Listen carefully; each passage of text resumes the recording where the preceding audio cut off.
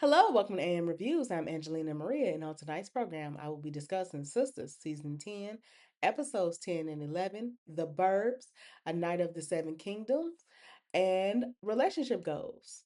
Alrighty, let's get into it. First of all, just disclaimer and cautionary. It's gonna be a bit of a trigger warning for like the sister stuff because it's gonna be like essay, that type of language, and stuff like that, and rape, that type of language. So trigger warning. Also, just another caution. I do spoilers. That's how I remember it. And so if you have not seen these programs or have I sound so old. If you have not seen these, I'm gonna kind of spoil some things. That's kind of how I remember it. So just caution. Anywho, let's get into it. First up on the program, we have, like I said, Sisters season 10, episodes 10 and 11. I just want to say this. Courtney, I love what he is doing with Sisters. I like that especially with Danny's storyline. I know some people are kind of like, was like over it or like, we did this before. But like I said, what he is doing is taking a storyline that technically already existed, which was like season 4, 5, and 6. And he's pretty much redoing it, but I feel like he's doing it more careful than Tyler did. But anywho, let's get into it. Episode 10 is called Big as Us. Just a few things happen in this episode. Of course, first off, like the episode pretty much like finishes well, starts off at the finish of episode 9, of course, where Danny had drank some Maurice after they had visited Sabrina. And Tony had like checked in on her and was like, hey, what's going on, what's going on with you, making sure she was safe and stuff like that. So he was like, I don't want you to be, alone. What if dude come back? This, that, and the third. So he was like, she ended up going over Andy's house and stuff like that. So she, we see them wait, like he's waiting by her door and stuff like that. So one thing I love is once again, like I said, with Courtney's writing is Danny and Tony sleep together, but not like have sex. And she was like, he was like, I'm just gonna sleep on the couch. And she was like, you too big for that. And what if I want you to lay next to me? And he was like, no, I ain't trying to do all that. And I think it was for two reasons. One, I'm not trying to have sex with you. And then two, it's like what the ordeal you just had. I don't think you should be trying to do all that. And Danny wasn't on that type of time. And I think he didn't want to make her feel rushed into anything or anything like that. It's like, no. So she was like, no, I'm not trying to be on that type of time. I just, I would feel more comfortable if you was next to me. And those two, of course, the next morning end up having a talk. And I love that because in season 5, which I'm of course have that's a video for another time, but back in season 5 when Tyler wrote it, he wrote it where Preston was like quick to try to jump Danny's bones, and then when he didn't want to marry her, when she didn't want to marry him, and this, he was like, I would say he handled a way. I'm sorry for sweating. I'm sorry it's hot. So anywho, he didn't want to he didn't know how to deal with Danny or help Danny or anything like that. I felt like he Tony's doing a better job and Danny's this in with Danny and this ordeal, and it's like it wasn't as bad, even though dude is stalking her. Like Officer Green is stalking her. He outside her door. She don't know it. Like literally, thank God Tony did. Tony was on something like, nah. What if dude come back? She's like, I don't think he coming back. No, ma'am. He's been at your house every day. It's just that you wasn't there. Your neighbors know, and he was literally outside her house. Um, so of course, not Danny, Andy and Fatima, they have a talk a little bit about Hayden and him dating Cheyenne and stuff like that, or even Cheyenne like also pushing up on Zach because Fatima's introduction to Cheyenne was Zach trying to like push her off like I got a woman, which I had said before in previous episode. I had said that Fatima didn't make her status known when she said, "Well, who are you?" She should have said his woman or his fiance. She didn't do that. She said, "I work with Andy." Oh, okay. And like, so why you upset that I'm talking to this man? So I feel like she should have made her status more known. They also talk about Mr. Keys and what he may or may not have going on with Andy Mama. And also the fact that I think she did tell her that he's Zach's dad and stuff like that because he is. Um, yeah. So anywho, they also talked about Dr. Vaughn and their date and well, Andy's date with him and stuff like that. Um, Another thing that also went on in this episode was Danny Maurice and Pam held interviews and they didn't go well. They was all bad except for Cheyenne. Cheyenne was the only person that came through with something. Which I'm gonna say this: I believe that this salon is gonna grow Danny and Maurice up, cause and I do like once again just back to Courtney's writing. I like the fact that he made Maurice a person that has a cosmetology license. And that's good because Danny doesn't, and I feel like Danny's the way the owners, I feel like the way it's gonna be broken up is like Pam's gonna be roots to riches entrepreneur, and she's also gonna be the content creator that helps drive the business and stuff like that. I feel like Maurice is gonna be probably like head stylist, him, and then Cheyenne is probably gonna be second head stylist. And then I feel like Danny's really gonna do like the books. Like I feel like she's gonna be the person that really handles the business and really be like the manager. Like if you have a problem or if you really want to get something done, you might want to talk to Miss Daniela King versus Pam. Because Pam don't, I'm gonna be honest, when the show first started, which back to Tyler's writing, I love you, Boogie Boogie. Let's come on. When the show first started in season one, Danny was the supervisor. She was over all the people that was at the front desk. That's why, like, when she ended up, that's how she met Preston. Somebody else was taking over. She had to take over for the girl. She used to do that a lot. Like, oh girl, it ain't that big deal. She used to override stuff and do stuff. So that's how it started off. And I feel like that's what we kind of gonna get back to. But I feel like Danny's gonna really run the salon, and it might help her, um, and grow her up and stuff like that. And of course, Andy. Also, another thing that happened in this episode was Andy had a talk with Hayden, pretty much let him know like, what you pulled at the restaurant trying to do all that, don't be doing that no more. And I think she also kind of told him to stay away from my sister, if memory serves me correct. And then he was like, "Well, who's in whose personal business now, or whatever." And it's like, bruh, don't play with me, because I think she's a name partner, a managing partner. So it's like, bruh, if she really wants to, she could fire you. If you weren't so profitable, you wouldn't be here. You wouldn't have no job.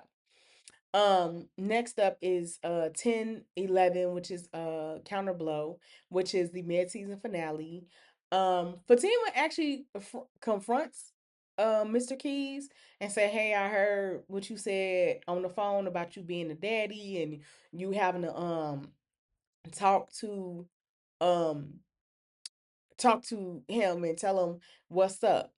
um Tell Zach what's up, that you the father and you gonna do it in your own time, and I overheard you and you gonna have to hurry up and do that because I feel like I'm lying to him, and I don't want to do that. I don't want to lie to Zach. I don't want it to be that.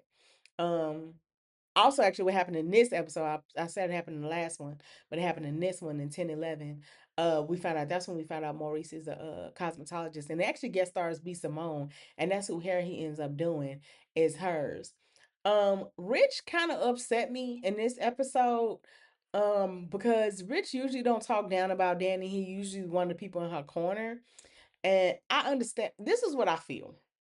I feel like because people have been talking like first Zach was the first person to kind of say something about Maddie and be like, "Oh, I see y'all kind of got a little chemistry." Then Tony kind of says something or whatever. She's attractive. I noticed y'all chemistry.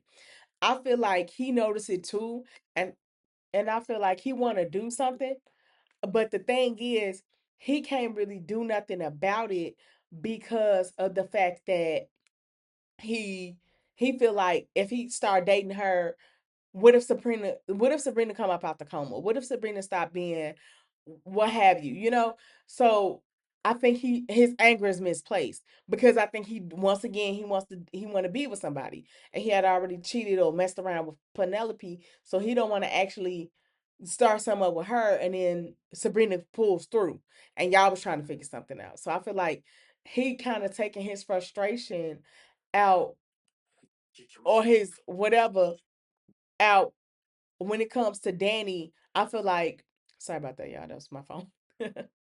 um, I feel like he taking his anger is misplaced. Like, you want to talk about Danny a hoe and she doing hoe shit and he Captain Save a hoe, and it's like, bruh, what? what is you talking about? Because you were just the one talking about, oh, Tony, you love her and you know you love her, so you need to figure that out. Now she a hoe. Now she for the streets. What? I'm so confused. Which one is it, Rich? And I just feel like his anger is misplaced because I feel like he do want to get something going with Maddie, but he don't want to come off like he don't care about Sabrina. Another thing, also, I actually love the way they are introducing Maddie, like slowly but surely weeding her in. I also like the fact that they're weeding her in via Fatima. I like that because Cheyenne is gonna be technically shared between Danny and Andy. Like she's Andy's sister, but she's gonna be Danny employee. So it's gonna Cheyenne is gonna kind of be in between them two. I love that. And then I love that because Cheyenne and Andy don't have the best relationship. But I feel like Cheyenne and Danny is gonna have a really good relationship because look how she responded to her in episode 9. She, oh Cheyenne. Even at 10, like she spoke her up and she was like, girl, I didn't think he was gonna come. Like Cheyenne and Danny already look like they're gonna have a pretty decent relationship. So I feel like Cheyenne is gonna make Danny mature because Cheyenne, whew, that's getting child, child. Um, they Cheyenne is on lean. Like Cheyenne snorting powder. She on lean. Like Danny smoke weed, Danny drink or whatever, but she don't do all that extra. So I feel like she gonna be the one to make Danny be like, all right, if I clean up, she'll probably clean up, or I could get her to clean up. We clean up together. Speaking of Andy, Andy and Tima actually continue their conversation about Mr. Keys and why they don't trust him and what's going on with that and things like that.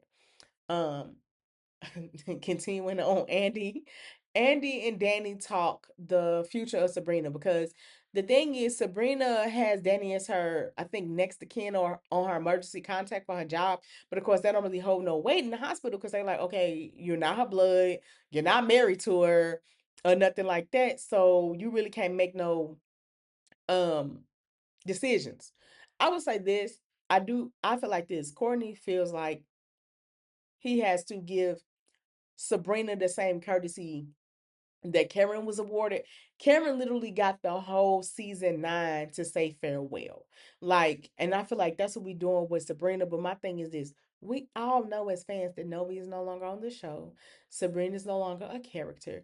My thing is, can we wrap this up? Like, I don't need her funeral to be the season finale. Cause it's gonna like that's kind of dumb. Like, just wrap it up, bruh.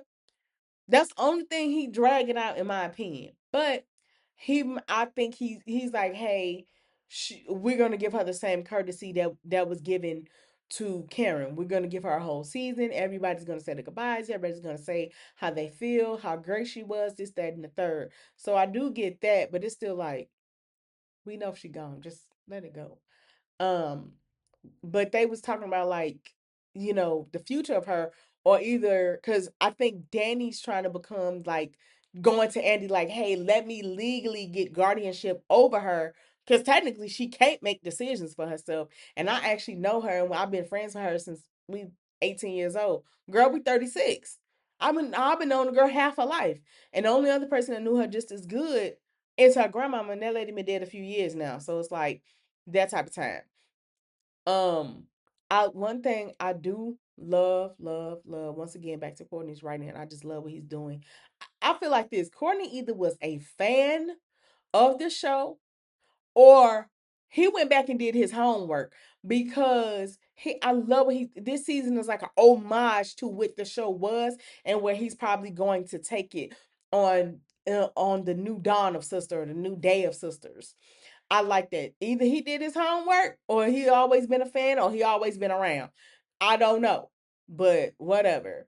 I love how he recreated the original Sister Circle or the first Sister Circle. A lot of people do not know this because a lot of people don't like to go back to season 1 or just don't remember. The original Sister Circle was actually had at Danny's house. I want to say season 1 episode 3 bleeding in episode 4, something like that, because that's when everybody found out that Gary was married and because Danny thought Gabby was cheating on Andy, and she was finna go and confront him. So she called Sabrina, like, "Do you see what I'm seeing?" And then Sabrina called Karen, and Karen called Andy, literally playing telephone. And she was like, she was like, "Well, what she look like?" She was like, "It don't matter because they both about to be bloody. Like, that's what she finna look like, a blood stain." And that's when they set up there, and she was like, "No, that's his wife." you know. So she was like, "My house, bring liquor, 30 minutes." And they all had the first sister circle. They smoked and everything. And that was actually the first time where Danny was like, "Just talk to Calvin or break it off with him or figure it out." Last but not least, and now I'm gonna move on to the next thing. We have Fatima finds out about Officer Green. Technically, Daniel was saying, literally in the middle of telling them, like, "Hey, I wasn't honest last time. As y'all know, I was not raped, but I was sexually assaulted. Dude did try to rape me." Another thing I love that Courtney is doing. I know it's like, dang, you just singing his praises, but I really love it. I love that he's using a language that Tyler Perry should have used over 100 episodes ago. Like, Danny got raped by Jonah. And then he technically stalked her. Then he came back and tried to kill her. My thing is this. He like she that assault actually happened. Like that happened. And then they made it, oh, well, he spit on her. He also raped her. He also choked her. He also beat her. He also suplexed her. He also slapped her around. Like he did a lot of things. Like he did a lot, and the fact that it was like rushed as, oh, Danny slept with a man and it didn't go well. No, that's James. That's what happened with James. She slept with a man and it didn't go the way she intended it for it to go. That was her sleeping with James, not Jonah. You got your J's messed up. And for it to go with Officer Green and then to keep using the language sexual assault, SA, raped, almost raped, things like that. It's like, well, dang, why they going so hard on the language with this?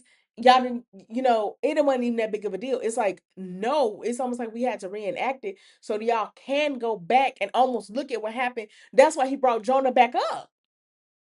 Jonah's still relevant to this. And that's what she was saying. Like, I was just thinking about some of my other things I had been through, and they get a knock on the doors, like, and they still was like, "Why don't you go to the police?" Like now they start asking, like, "Dang, well, who did it? Why don't you go to the police?" This, that, and the third. And knock, knock, knock. Somebody knocking on the door. And they say, "Oh, Tima, can you go get the door?" She's like, "Sure, girl, got you." She go gets the door. Now, mind you, cause she go into detail what happened. Like, dude tried me. I beat him with a cast iron skillet, and this happened about 3 days ago. That's what she said. Now, mind you, her bruises are starting to heal. That's why you start to see Danny go outside more. Her bruises are starting to heal and stuff like that. So you say you beat somebody with a cast iron skillet about 3 days ago. You don't want to go to the police. It's a police officer sitting at your door with bruises and bandages that look like that he suffered wounds that's about 3 days old. And you said a cast iron skillet, right? Uh-huh. Fatima puts two and two together because he snitched on himself. She puts two and two together and she like, yo, bruises look about as old as Danny's bruises. Uh, uh, and she ain't been wanting to go to the police. She been acting weird. Uh, that makes sense. And then the thing about it, because Fatima asked, like, Fatima and Andy, they was like, it was a Tony? Because they also asked, like, this got to be somebody familiar. And that's usually who assaults you. So I really can't wait to see what they're gonna do when they pick it back up. I can't wait to see the second half of this. I'm really, really like excited for it and things like that. But what I will rate, if I have to be honest, because I'm a rater, I like to rate stuff. If I have to rate the first half of Sistas, because I was almost done with Sistas. Like after season 9, I was almost done with Sistas, and I had watched the premiere, and then I had fell off like a month. I'm not gonna hold you. And then I usually buy every season. So when I had bought it, I was like, oh, okay, let me just go ahead and catch up. I was like 3, 4 episodes behind. I caught up and I was like, dang. I was like 5 episodes behind because I think episode 6 was coming out. And I was like, what? And I like what he was doing. I was like, dang. And he also just made Tony look like a better man. I'm looking like, but I like the fact that he was also flawed. And Tony spent like 4 episodes apologizing to Danny. I'm just saying. Anywho, we moving on. But if I had to rate it, I would give it a 9 out of 10. I love what Courtney's doing. If he keep this up, only thing that he's doing that I don't, I'm like, please, can we move on? Is the Sabrina thing. But I do get it because it's like we gave Cameron a whole season of farewell, and so we're gonna give you that same courtesy, that same luxury. So I do like that. Moving on. Next up on the program, we have The Burbs, which is a Peacock original. It does star Kiki Palmer. I'm gonna say this. I just saw that they got picked up for season 2. I am so freaking excited. It is really, really good. It's a really, really good show. So it's like a comedy, drama, thriller. So pretty much what happens is Samira Fisher, who was played by Kiki Palmer, excuse me. Um, I think it's pronounced Samira. It might be Samira. Oh Lord Jesus. Samira, I don't pronounce it Samira. It might be Samira though. Anyway, Kiki Palmer's character, Miss Fisher, I think it's Samira. Samira Fisher, she is a lawyer and a wife and a new mom. I think they baby like 5 months old, 4 months old, something like that. No older than 6 months old. And she's married to a British guy by the name of Rob Fisher. Now, mind you, he is a British guy, but he came to the States, I think, at like 13 or 14 or something like that. And his parents retired and they now live on like cruise ships and stuff like that. So pretty much they was living in New York. Um, they was living in New York, but since the parents retired, they was like, why don't you take over our home? I will say it is set in the Midwest. How I know I'm from Chicago, and when they said Giordano's, I said that's a Midwestern place. I thought it was Illinois, somewhere in Illinois, but I think it's like our neighbor's like Ohio or something. But I think it's like it's definitely set in the Midwest.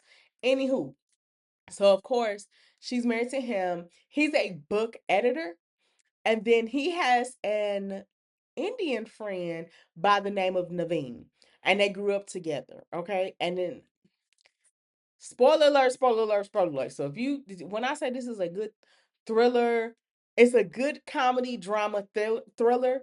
So if you have not seen it, I'm finna spoil some stuff.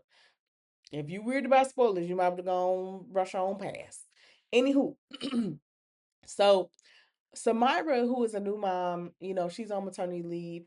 She's tending to their son, which I can't think of that baby. Miles. That's that baby name, Miles. So she's sent to their new son, Miles, or whatever. And she has a brother by the name of Langston, which I can't think of his name. His name RJ something. That's the dude from The Harder They Fall and stuff. He was the quick draw dude. No, he wasn't. That was whatchamacface. Lakeith Stanford. He was the other one.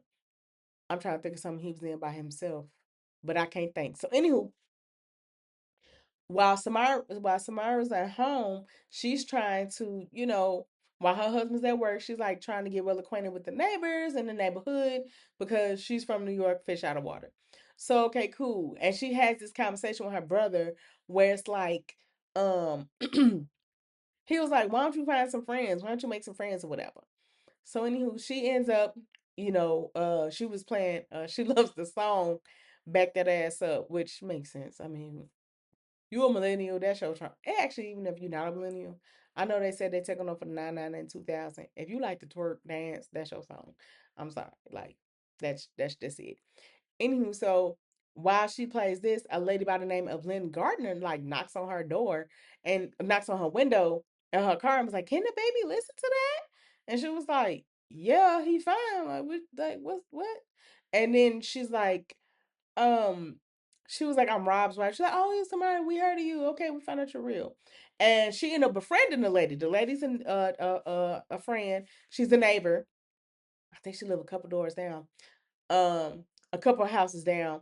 Then she ends up befriending another lady by the name of Dana, who is ex-military and a lesbian. She's a middle-aged lesbian. Her wife is on what is it called? Her wife on duty, pretty much. Like Her wife is on duty doing a mission or something. She befriends another person by the name of Todd Mann, 1D, 2 N's. Oh, it's kind of like an incel, but at the same time, he's also kind of like a spy, So, yeah. So she befriends these three people. And when they start talking, they notice this Victorian house, this red Victorian house. I want to say it's the color because memory serves me correct. Um, and as as they remember the they see this house, it's unkept, look real spooky, look real creepy. So Samara was like, "What's up with the house?" She first asked her husband. He like, "I don't know what you're talking about." Then he end up then she ended up asking them, and they was like, "Yeah, I don't know. Like, this is all before us." Now, mind you, Lynn had been here the longest. She's been there 15 years. Like I said, Naveen and Rob grew up there, but Naveen never left the place. I can't even think of the name of the place. I probably should have got that. Hinkley Hills is the name of the place. My apologies. Hinkley Hills is the name of the place. So she ends up leaving Rob leaves, of course. Hinkley Hills goes to New York, of course, meets Samara, marry her, have baby, all that. So anywho, she started asking about the house. So one day they asked about the house, then they see literally the way that car drove up is crazy. That car sped up, put a for sale sign in the yard, and then sped off even faster. It was the craziest freaking thing. So, okay, cool. Somebody buys that. No, they do an open house. They go in the house. They see the creepiness of the house. She go look at the closets. They go look at everything. I think a light flickered. Something happened, and then somebody was like, "I'm out," and she literally left. So that same day, house got sold. So as soon as the house gets sold, it gets sold to this man by the name of Gary. Very weird guy. Just very, very weird guy. Not very friendly. He puts cameras all over the place. He literally moves in the middle of the night. He brings in what looks like a body, all types of stuff. So now she want to know not only does she want to know about Gary, because she still want to know about the house. Like she's like, what's going on with this house? Now what's going on with the dude that moved into this house? So she's starting to still kind of question Rob more and more and more. And as she's questioning him, she's slowly but surely getting answers accidentally. Who's Allison? Because that's the girl, was their friend. Come to find out, they had a friend by the name of Allison, Robin Levine, and she went missing. She wanted to be, I think, a backup dancer for Beyonce, actually. Or Destiny's Child. That's what it was. It was Destiny Child. That's how I'm like, oh yeah, baby, they ain't even a group no more. What the heck? So she went to backup dance for them. She ended up meeting up with this dude. And she ended up trying to go to New York, actually. And if not Hollywood, but I want to say it was New York she was trying to go to, which is funny because girl, Destiny Child from Texas. You should have been trying to go west, not east. Anywho, uh she ends up she comes up missing. So in the beginning, Samira tries to give Gary, the neighbor who now lives in the creepy Victorian house or the old Victorian house, she tries to give him some brownies because she wants to know more. Like, what's up? What's to this? So she goes back, I think, to get the brownies because he literally didn't open the door, nothing. Like, but the camera turned towards her and everything. Didn't open the door to get the brownies, nothing. So she like, you know what? I want my plate back. He ended up calling the police. So the person he ended up calling was Danny Daniels, which is stupid because why would you name your child Daniel Daniels? This Negro is a junior. So the stupidity been going on in this family for quite some time. And he's a jerk cop just like his father before him. He used to bully Naveen and used to bully Rob. I forgot what he called Naveen. Naveen the Peen is what he called Naveen. And I forgot what he called the Rob because Rob is British. He used to call him something. So cool. He's a douchebag or whatever. And he's married to Agnes's daughter, which I think Lauren, that's her name. Agnes's daughter, who Agnes is the HOA lady. She's a jerk too. And her daughter is a jerk as well. Her daughter necessarily is a jerk. Her daughter, well, she's not a jerk. she's just hmm self-absorbed a little bit. Like if you pay attention to her, she don't seem like it. She tries too hard to be nice because it's like you're not actually a nice person. But okay. Anywho, so the police gets called on her. Of course, Todd, Dana, and Lynn feel bad because like the police get called on her, and she ended up getting locked out of her house. So if it wasn't for her husband coming just in time, they was like, "What you doing here?" We was called to it was a black person, and she was like, "What the heck?" Like dude was like, "I'm not racist."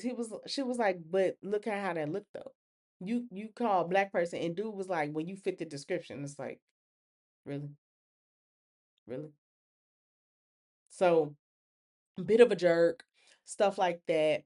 So as like I said, the big mystery is that Samira wants to know what's going on with this house, and then more so what's going on with Allison. So she ends up going to like the library, trying to get some uh information on it, and it was like in the newspaper and stuff like that. Baby, she go to look for that stuff, they get to burning it up. When they go to see that it got burnt up, she go to check on the neighbor Gary. Gary's burning it up, but she couldn't tell at first. She just knew he was setting a fire.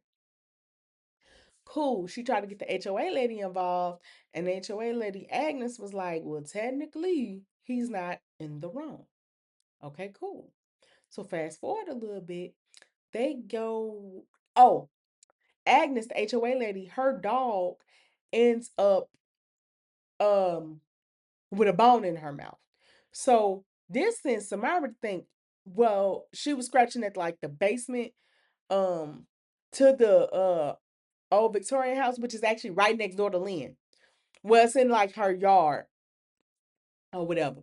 So she ends up being like, well, um, I think something going on. Like, why the dog scratching at that? The dog pulled the bone, whatever. At the same time, as Samira was starting to go out a little bit more, she ended up meeting Rory, which Rory is a sunflower. She's a sunflower scout, is what they call. Sunflower scout, and she's a mother's helper. So she ended up like helping Samira with the baby, and of course she meet her at Lynn house because she would give them cookies and stuff. Cool. Will sell them cookies and stuff.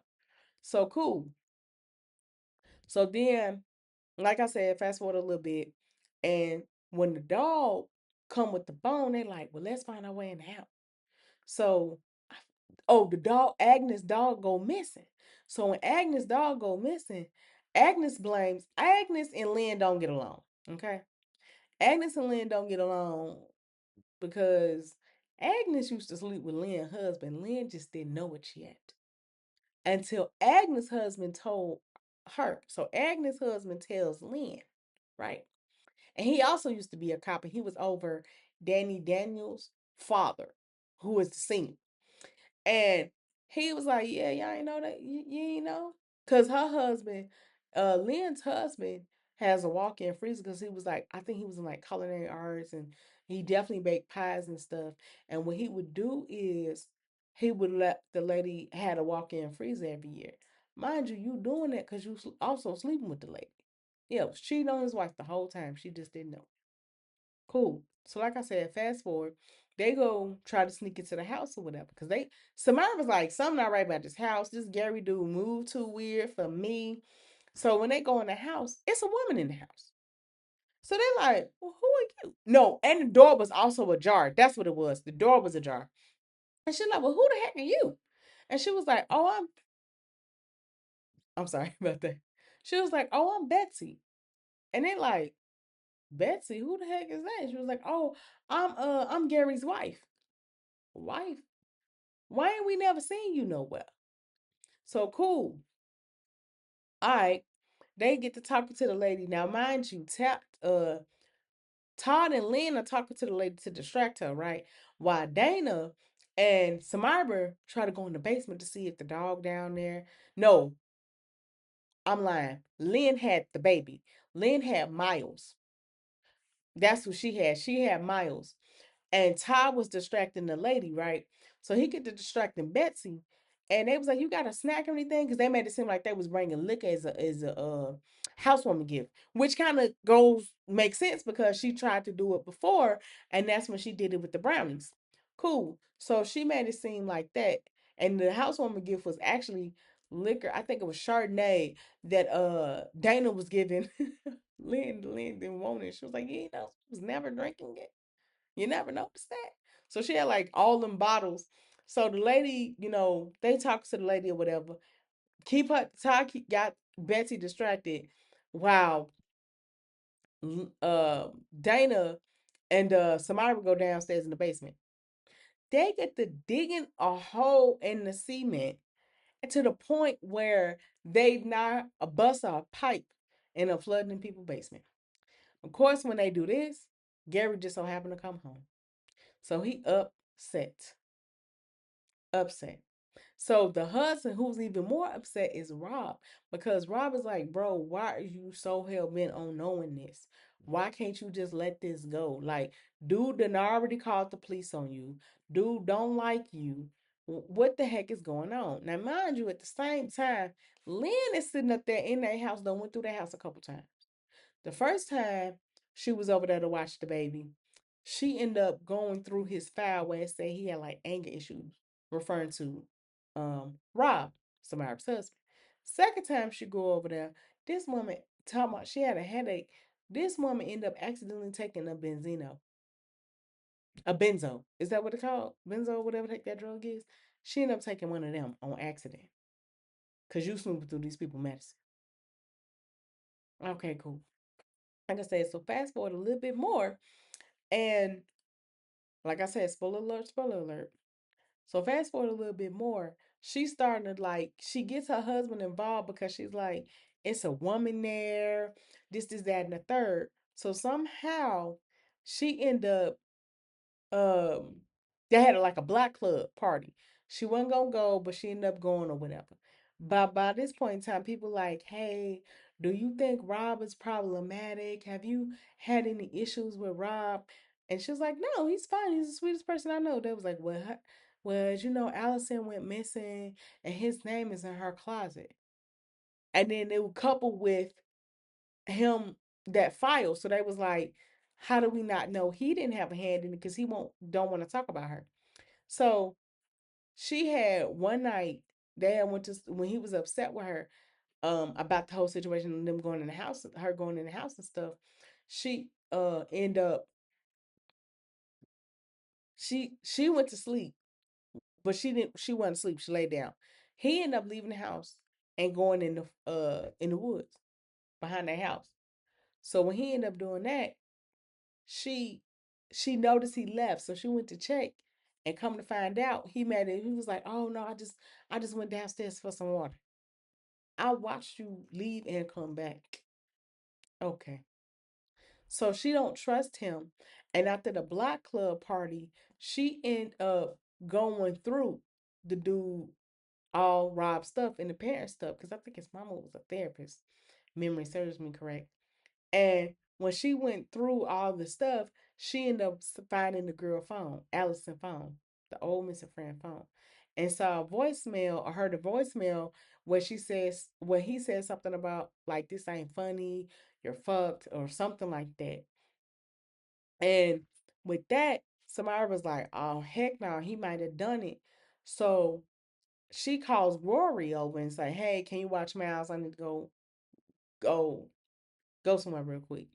And what happened was, um, because this was after the Black Club where he get into it with Naveen because Naveen is going through a divorce. So Naveen, his wife, her name is Megan, and she ends up sleeping with a dentist, and she would tell him she need fill-ins. Yo, that's crazy. That's wild. I need a fill-in. Uh-huh. Probably need a root canal too, don't you? Girl, like she need the teeth cleaning. I'm pretty sure she does. He was drilling her mouth, but not in the way that you think. Anywho, anywho, so he going through a divorce and he kind of was like kind of doing the most. at the little black club and made a scene, and him and Rob get into it. And so when somebody see him, it almost make it look like he just like spazzing and going off. So she like, you know what, let me see what they talking about. They might not be wrong.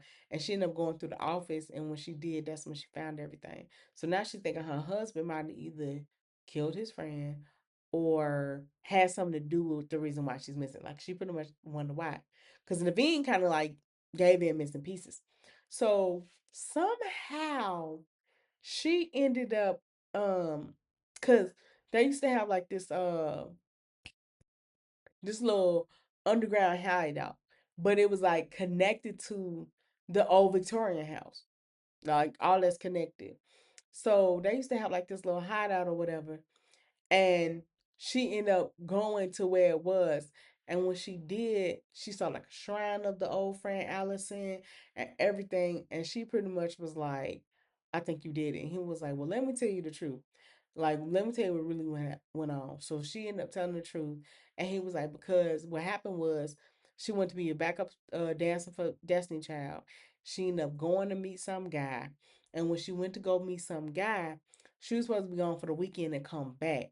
Well, what happened was, of course, he ended up trying to kidnap her. So when he ended up kidnapping her or do whatever, she went missing. By the time they finally told the police, she had already been gone. Already the first 2 days, they waited an additional 2 days because they was trying not to get her in trouble. So they did what they thought was the best thing, but they had pretty much lost her after that. Like, cool. So they never knew what happened to her. Okay, cool. So now, because for a minute it went from Gary to now it might be Rob. Because Gary's still weird, but now it might be Rob. So when she found out, okay, Rob didn't do it, she was like, but I still need to find out what's going on with that house and what the heck is going on with Gary. So they end up following Gary because, oh, no, this what happened. So after that, she just said, you know what's funny? Gary's wife looked like this girl. And she's like, what are you talking about? He was like, that's Allison. She was like, well, that girl kind of look like Gary's wife. And she's like, "Are you serious?" So I think he showed her a picture. So um Naveen and Rob end up seeing that it's her, find out that it's her. And when they did, they thinking like, okay, what's up with Gary? Like, is Gary holding her hostage? This, that, and the third. So what happens is she end up they end up following Gary. Come to find out, people have been going missing, right? So she was the first one to go missing.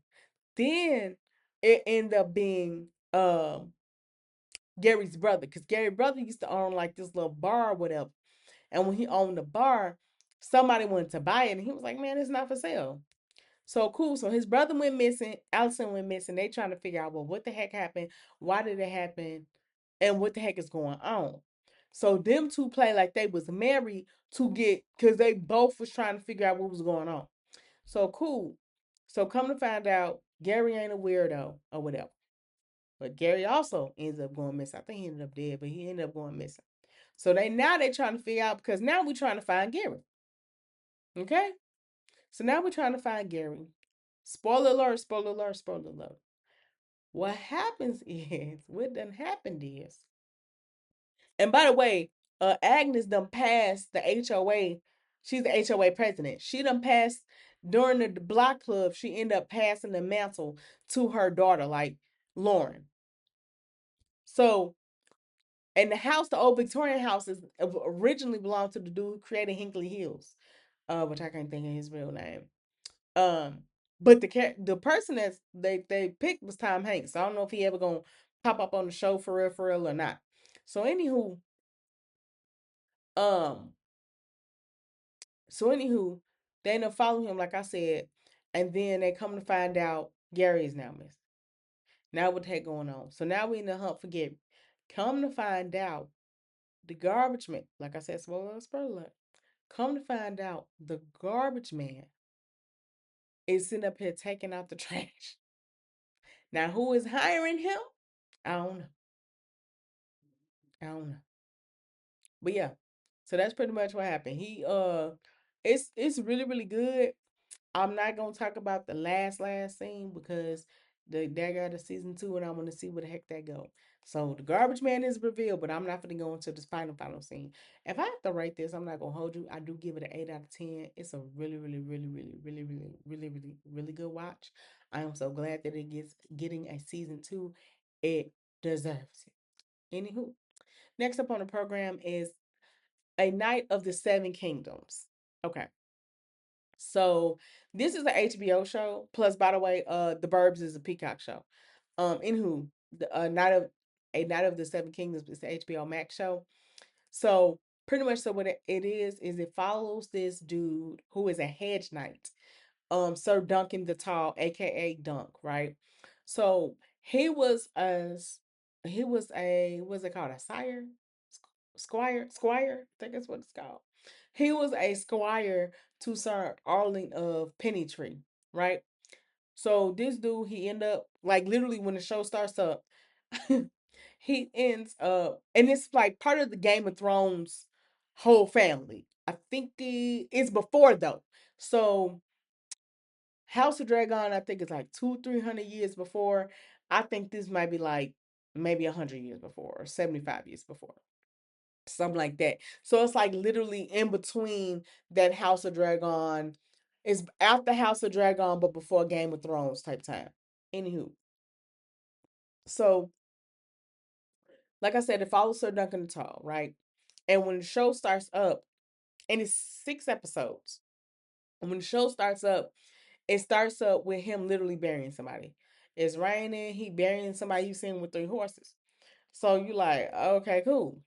Now, mind you, there was one thing I will say, and spoiler alert, he literally poops, but it's kind of gross and funny at the same time because the way that poop shoots out his butt is crazy. It literally is like, what is happening? Like, y'all really, A, y'all shot this. B, y'all edited this. C, y'all actually looked and was like, yeah, the people gonna love this. That scene, I think we could have did without it. We get it. But it's kind of that. First of all, you're gonna see the show is crazy because even when it's the scene of Sir Arlington. I think in the second episode, first of all, very huge penis, very huge, and it don't even look real. It actually look a little weird, and he's peeing, and it's just like, all right, bro, okay, all right. I think I was too young for the show. This is not for children. Anywho, so Sir Duncan is going on, and he want to fight in the tournament because he's trying to make some money or whatever. So I think they call it the Tawny or something. But he trying to fight or whatever because he ain't got no money. He need a few dollars, and he trying to get everything going. So cool. Along the way, he ended up going to this inn, and when he went to this inn, he see this little boy. So he like thinking the boy is a stable boy. That's what he think he is, and he think that he like work for the people that work. He's the child of the people that own the inn or work for the inn.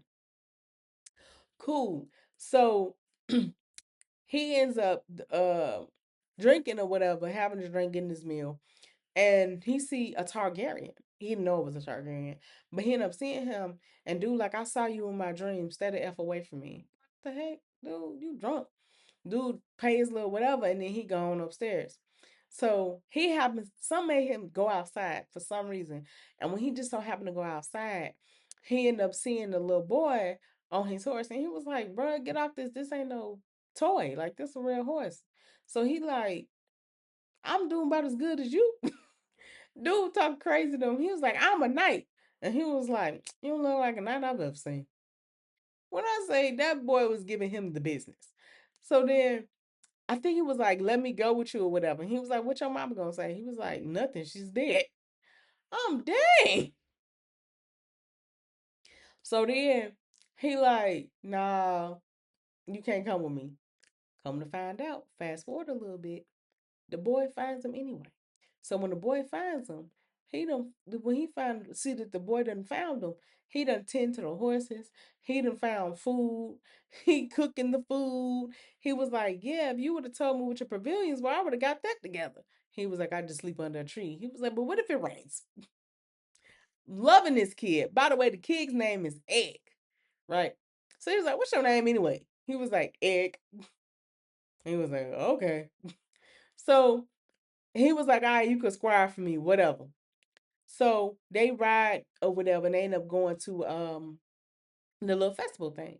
So one dude, when he ended up meeting, his name is Raymond. So Raymond's cousin is Sir Stefan Fosaway or something like that. So Stefan is like beating up Raymond or whatever, and Raymond his squire. So he like, you try me, tall dude. He was like, I don't really want to do all that. I'm just trying to find a place to be and just go on in the legacy. First of all, it was when I say there's a level of crassness to the Game of Thrones whole saga, because dude was like hawking and spitting, but his hawk was taking a minute. It was crazy, like almost a literal minute. So, okay, cool. So they fighting or whatever. So he ended up like trying to get some information. He ended up going into the little what well, I guess you could say the whorehouse. I mean, the whore tent. I don't know. I guess. So in the midst of that, he found out all the tools he needed. Like he needed a certain type of knife. He was like, "Well, you can't use dude knife. His sword. You can't use his sword." So and he was trying to get some stuff for his shield. So he ended up going to the puppet girl, which he ended up falling in love with her from the moment he saw her. So he ended up going to the puppet girl, and she's also tall, just of course not as tall as him. Dude is 6'5". So she's probably like maybe 5'9", 5'10", maybe. So he ended up going to her like, hey, can you like do the designs, this, that, and the third.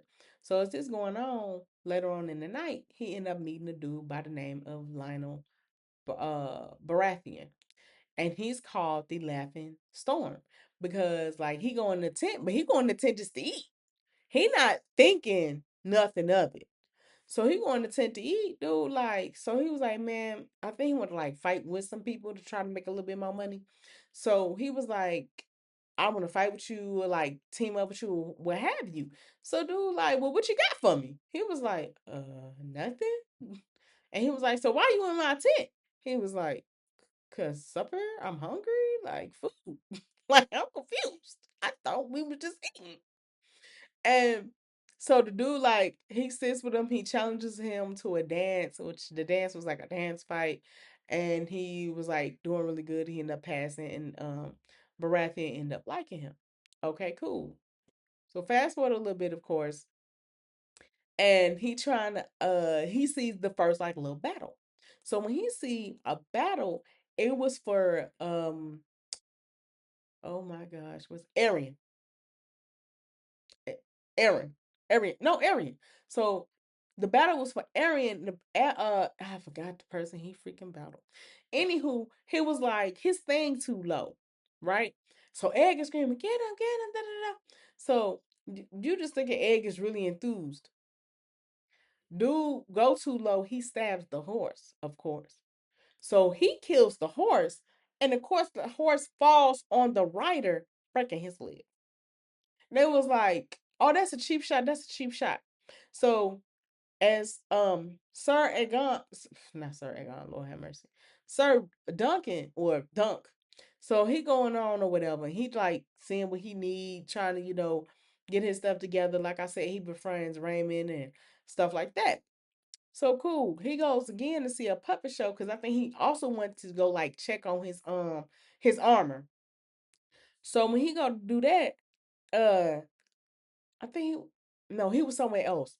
He was somewhere else, I think, with Raymond. And the little Egg come. So when Egg come, Egg is like, oh, he's hurting the puppet girl. He said, Arian is hurting the puppet girl. Come, because I know you like her. Because he early was asking, like, do you think we'll, work and stuff like that? And Egg is looking like, work what? He was like, y'all got commonality, like y'all both tall. Like, he was like, do you think I did a good job? He was like, good job at what? Because if you was trying to talk to her, you failed. She don't know that. I know what you was trying to do because you're awkward, but she don't know that. So because he cared about the puppy girl, he knew that Dunk was gonna protect him. So Dunk, like, I think snapped. I didn't think he break his like he bent it back. No, he was breaking. Arian was breaking the puppy girl's fingers. So he like get him and like think he hit him and knocked him out. Well, he ain't knocked him out, but like he get him and like get him together. So of course when he do that, this is a Targaryen. You don't just run up on no Targaryen, bro. So when he do that, they get them together. So they was like, oh yeah, we're gonna hurt him. We're gonna this and Egg was like, no, you not. He was like, are you cool? No, man. He was like, if y'all hurt him, y'all gonna be answering to my daddy. And he was like, well, who the heck is your daddy? Ashford Targaryen.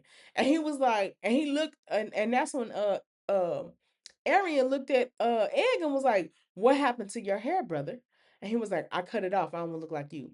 This boy name is he was like, ain't no Egg Targaryen. So mind you, after this take place, we go on to the next episode. Dunk is in prison. Dunk done got locked up.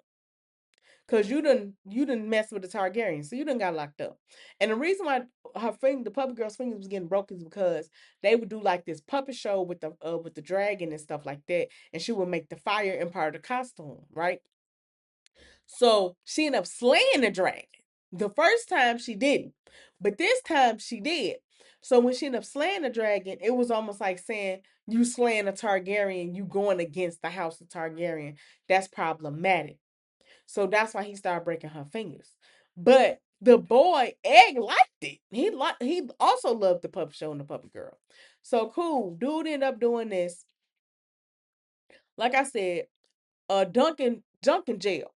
So Ed come in and because his uncle is Baelor Targaryen, prince to the Iron Throne. So he tells him, you need to go apologize to that man because you almost got him killed. You could have ended that man's life because you lied. So he was like, I don't know no Egg Targaryen. He was like, it's short for Aegon. He was like the king? It was like, yeah, he was like, how many Aegons was king? He was like, 4. Because earlier in a few episodes earlier, I think the episode prior, the one with they snapping the fingers of the puppet girl. They got their fortune read, right? And she read his fortune saying you're gonna be king, but people gonna be happy when when your demise comes. And it was like, why would she say that? That hurt my feelings, blah blah blah. Cool. So then um she after he go to jail or whatever, he come out of jail because he was like, why did you do that? And he was like, he was hurting a woman. Like, you would have did the same thing. He said, yeah, but I'm a Targaryen. I'm his uncle. Ain't nothing gonna happen to me. You not me. And then they said there had to be a trial. So of course he had to fight him head up, and he didn't want to do that. Arian didn't want to do that because Aegon ended up explaining like I was actually supposed to be um squire to Darian, but Darian is a drunk and don't like to fight, and he a poor knight. Like I wasn't gonna learn nothing under him. And obviously he like explained why he didn't like Arian. He was like, Arian used to walk in my room and say that he gonna cut, he did. He was like, I'm gonna cut your penis off. And he was like, that way I could turn you into my sister and marry you. First of all, let me say this. It's one thing to tell me you gonna cut off my genitalia. It's another thing to say, I'm gonna turn you into from a boy to a girl so I can marry you. Sir, that's wrong on it. First of all, the person saying this is already can't be no older than 10. So when was you saying this? When he was 5? Talking about when I was little. You still are little. I was like, yo. So cool, they end up doing fight 707, right? It's trial by 7. So Arian gotta pick 7 people and Dunn gotta pick 7 people. Part of another reason why he was in jail is because Darian, the one that don't like to fight. He, mind you, your brother went missing. He had to tell his father something. So when the father was like, I hope you find my son, your son downstairs. Early in the episodes, they like, oh, I hope you find my sons. One of them is drunk and the other one is downstairs. I don't know what to tell you, sir. So he was like, pretty much like both sons kind of screwed him because it was like, y'all made it look like I'm going against how. And then the third son's like, well, everybody saw me go against this Negro, but you two lied. So cool. So now they end up picking a fight. Of course, Baratheon decided to fight with him. Raymond decided to fight with him. He had to be knighted. So of course it's Dunk. It was Dunk, the dude who Arian messed up when he killed his horse, him, so the broken leg guy, I can't think of his name. Then he had Raymond come for him. He had Baylor on his side.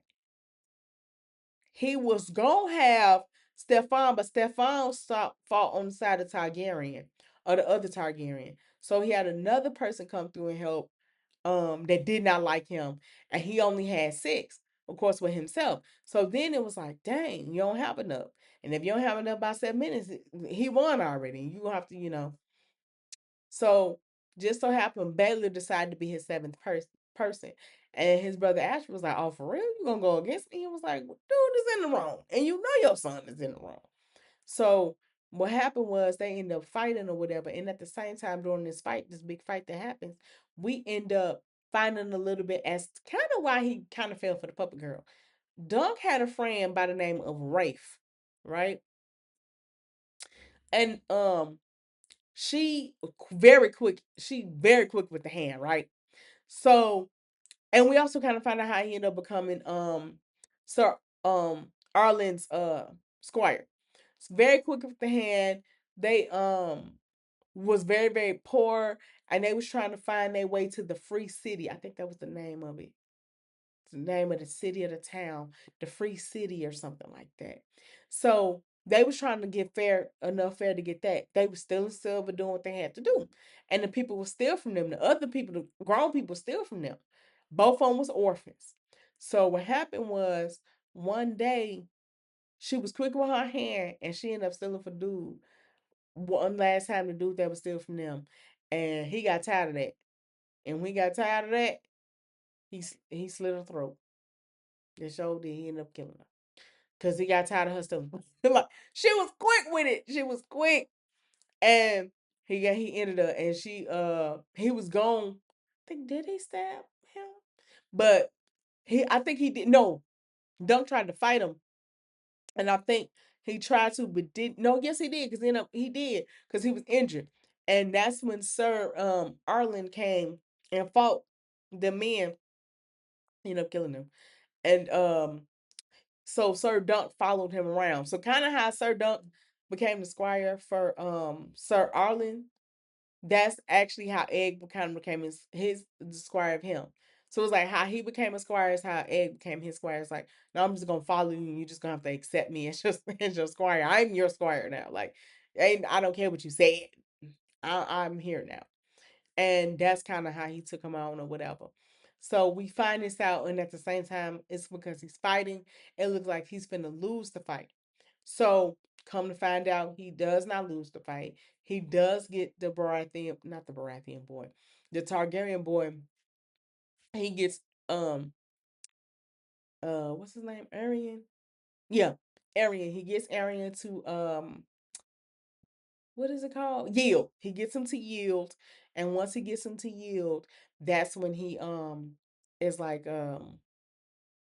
all his stuff. He was like, I withdraw my stuff, I yield, blah blah blah. So cool. Mind you, at the end of the episode, it looked like I ain't gonna lie, it looked like he was not gonna make it, bro. He was beat all the way up.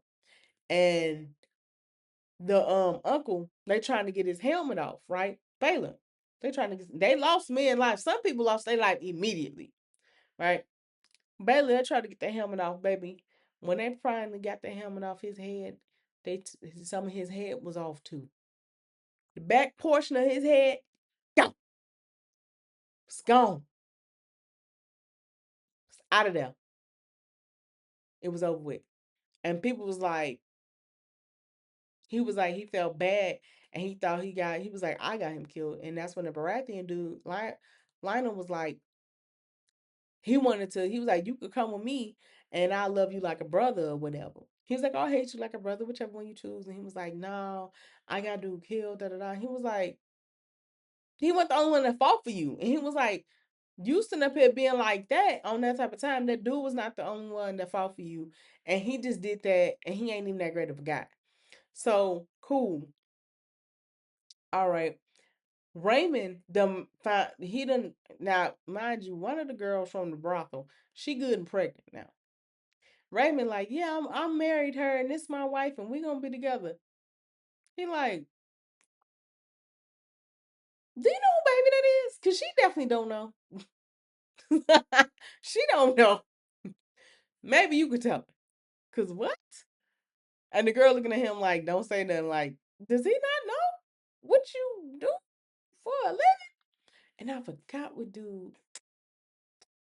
Is he good with horses? Cause he had to sell actually to get some of his armor. Dunk had to sell the white horse or whatever. So cool. He ended up going back to the Targaryen dude, and they ended up having a conversation to Ashford, and he was like, he was like, people gonna think I'm a king killer. Like people gonna feel like I did that. And he was like, well, I understand that. He was like, I feel people gonna say I killed my brother, and I ain't mean to. So he ended up asking him about Egg, like, will you take him home and as a squire? He was like, nah, because everybody I love, they end up, getting killed. And that's true. They end up dying and end up getting killed and stuff. So he was like, I don't really want no parts. And he was like, but Egg said he only squire for you. He was like, well, I don't know what to say. So then I think he did end up, he's first he said no. I think then he ended up going back. And I think when he ended up going back, he asked for Egg, and I think the daddy was like, "No, cause you a hedge knight." Cause he was like, "If he's quiet for me, I'm not finna do that palace stuff. He finna have to learn the real stuff." And the daddy was like, "No, my son is a prince. He's not finna be under no tree. Like, is you cool?" So sure enough, he's like, "Well, okay." They couldn't agree, so Egg then become his squire. He go to leave, and he was like, "Hey, now after the funeral, the daddy finna go back home." He like, "Where Egg at?" Mind you, Egg then ran off and followed Dunk again.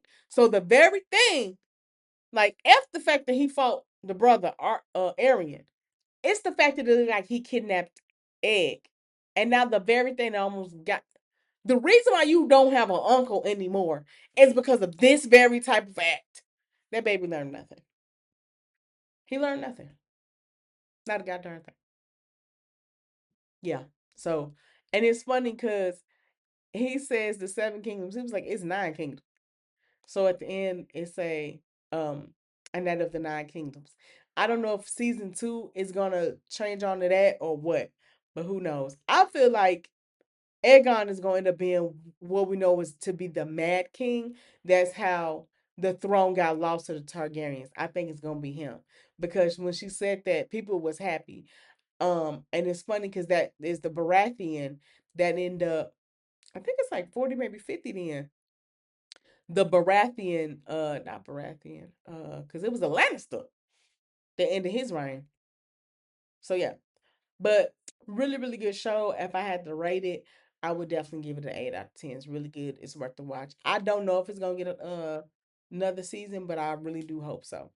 Anywho, last up on the program is relationship goals. Yes, I am day late, dollar short. I know. I don't care. Anywho, so it pretty much stars Kelly Rowland and Method Man. So, and you can find this on Prime Video. Anywho, so Kelly Rowland's character is her name is Leah. Okay. So Leah is she's a showrunner. Well, she's applying to be a showrunner. I forgot what the heck she's called. She's applying to be a showrunner, but she like I want to say is an executive producer or like she's a producer of a show and she of this daytime show or whatever. And the person that's one of the anchors is actually Robin Thede or whatever. And her name is Brenda in the movie. And Method Man, I'm so sorry. Method Man is also going trying to be a showrunner, and he is he worked for NBC on a primetime network show or whatever. So and that show did good, and Leah knew she just was up for the position of a showrunner, like she just knew she had it or whatever.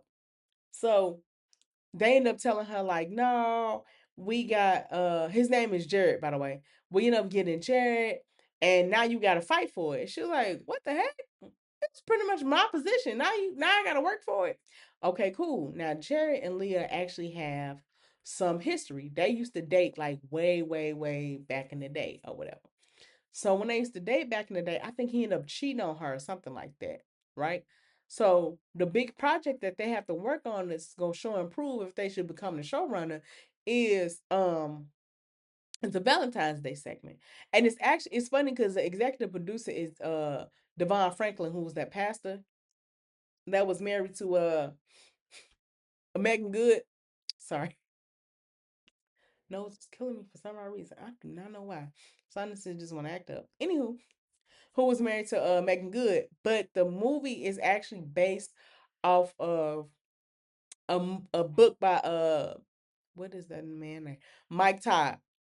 Mike Todd's book, which is actually called Relationship Goals, because I think it talks about kind of the journey between him and his wife and what happened, what have you. So Jared said, "Oh, I read this book. It changed my life. I'm a better man now. You know, it taught me how to treat women and be with women or whatever." So okay, cool. I think they had to go to was it Texas? I think they had to go to Texas. And it is very God centered or whatever. So okay, cool. I think that no, Oklahoma. Oklahoma. So them having to go to Oklahoma or whatever. No, did they go to Memphis? No, they had to go to Oklahoma from New York to actually meet them in person, see their church, go to that church, everything. So a snowstorm happened or whatever. So they had to drive 6 hours to Memphis so that way they can make it home or whatever. So cool. During this time, they can't agree on nothing. Like, first of all, they like Jared's idea. Like, okay, the pastor, this new book, this is different. Because I think she picked, I forgot what hers was. It was more morbid or whatever. And his was like, no, this could give people hope. Ain't that what Valentine's Day about love? And it could be about hope. If you're a single person, you could read this book and then possibly know how to date to attract your mate. Or if you are a married person or in a relationship, maybe these are some tips and tricks that you can use to make your relationship better. So this is like the perfect thing or whatever. Cool. So they end up going with his idea. She don't like nothing about it. She think it's all crap because she's still bitter from the way because he was like the love of her life. She loves him and he cheated on her. And then not only that, it's like, bro, now you coming to take what I just know was supposed to be my promotion. Like I loved you, you broke my heart, and now you might take my job and break my heart again. God dog, dude. So, okay, cool. So they go or whatever. The interview is going well, but they arguing, right? So they arguing, but mind you, they're in the ear of Robin Thede, who is the Brenda character, right? So at the same time, they're all dealing. It's the three friends. So there's Therese, who she's Latina and she's single, right? But she's dating all the wrong guys, right? Then you got Kelly Rowland, who's single, but she's pretty much married to her job. And then you got Robin Thede, who her character, Brenda, is dating a basketball player who is retiring and finding every excuse as to why he can't marry her or take that relationship to the next level. And this book literally helps all four of them figure out what they're doing or whatever. And Brenda's like, I can't think of the dude name. I think is it Devon? What? It ain't Devon. What is his name? Anywho, the basketball player she's dating, she's like, we've been together for like 5, 6 years. You ain't trying to go nowhere. I'm tired of this. Whatever. Right? So cool. And she started reading the book. So when she started reading the book, she like, you know what? I maybe need to move on to the next person because you don't know you ain't getting it together and I can't keep doing this. Then at the same time, you have Therese read the book and she's like, I need to date better. I need to find better men to date or date myself or whatever. And then I don't think Kelly character read the book. I don't think Leah reads the book, but pretty much it's like you in that too, you know. So they, like I said, they arguing all in her ear or whatever, so she can't do the interview. She ended up taking them out so she can actually uh go on with the interview. After this, they it's a bad snowstorm or tornado or something, it's a bad weather. Oh, tornado. And they had to drive 6 hours to Memphis. And during this time, they ended up like talking and kind of like beefing, but like getting through it, right? So, mind you, now they got the footage of or whatever, they got to bring it back. They arguing on everything. They is driving the editor crazy, driving him crazy or whatever. So cool. So after a while, they finally he was like, just give me, y'all notes. They finally decide in the midst of like rewatching the interview, seeing the final cut, and having a conversation about like, I was young, I was dumb, whatever. Like maybe we could try again. We did bond. What if we bond again or whatever? So they decide to go out for Valentine's Day. All right. They go out for Valentine's Day, have an amazing time. And when them two having an amazing time, they end up sleeping together or whatever. So the next day, Leah wakes up. She's like upset. She's like, we shouldn't have did this, that, and the third. And with all that, she ends up kind of like being like, you know, brushing them off or whatever. So she ends up, I'm trying to think, like, so she ended up like mad brushing them off or whatever. So then, because she was like saying he take everything from her, this, that, and the third. So the dude, like I said, Dan, who's he is the retiring showrunner, and he gets to pick his successor. They love it, everything go well, the ratings, everything is well, right? So she ended up getting becoming showrunner. She gets the promotion, but the reason why she got the promotion is because dude sat up there, Jared sat up there, and I think he resigned. He withdrew. He resigned and was finna go to work for. Oh my gosh, I can't think. He's finna go work for another company. I think this is based in New York, if memory serves me correct. He was finna go to another company somewhere else. I think in Texas. I think because Texas is in my head, so I think it's Texas. So he ended up going to work for another company, if not Atlanta. He ended up going for another company, and she pretty much. This is when we kind of have the I still got her groove back moment, or that let me go save go to the airport. So she sits up there and lies, which is kind of a joke. It's a callback to earlier when he got stopped, and she was like, "Did she say da da da?" And they was like, "No, what are you talking about?" It was another person that said that. She said that he had something suspicious in his bag. So he gets stopped, and then she was like, "That's the only way I can get you on this side to talk to you." So she ended up talking to him and telling him how he can't leave, and that she loved him and what's the risk and everything. And of course, everything is happily ever after, as well as for Therese, she ended up calling her dog boyfriend, which I don't like that ending for her. I hate her ending. Like they gave her a dog, a chihuahua, and then put a little dog tag on it that said boyfriend, and I'm looking like, and that's his name. Really? Y'all could have gave her a man. Seriously, y'all could have either gave her a man, or at least if she was gonna be by herself, she could have named the dog Bruno. Literally, she could have named the dog Beans. She could have named the dog Boy. We can just name the dog Boy, boyfriend. Really, that's so desperate, and I just don't like it. Like if she was gonna be the friend that was by herself, that's fine. I get it. Kelly's the one trying to find a man, get a man. Leah's character, and then Robin Thede character, Brenda gets married. Okay, fine. We got a person get married. We got a person rekindle an old flame, and she's single. That's fine that y'all left her single, but to give the dog name the dog boyfriend was just crazy to me. But anywho, that's pretty much that on that. If I have to rate it, I'm giving it a 7 out of 10. It is a good watch. It is a nice watch.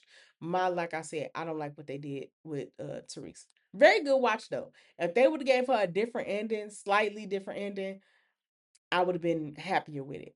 But anywho, thank you for listening to me ramble about the shows. And just to repeat what they are, just to recap, it was Sistas season 10, episodes 10 and 11, The Burbs, which Sistas can be found on video on demand, you purchase it or whatever. The Burbs, which can be found on Peacock, A Night of the Seven Kingdoms, which can be found on HBO Max, as well as Relationship Goals that can be found on Prime Video. Anywho, I've been Angelina Maria, and this has been AM Reviews. Thank you so much for sitting with me. Okay, bye.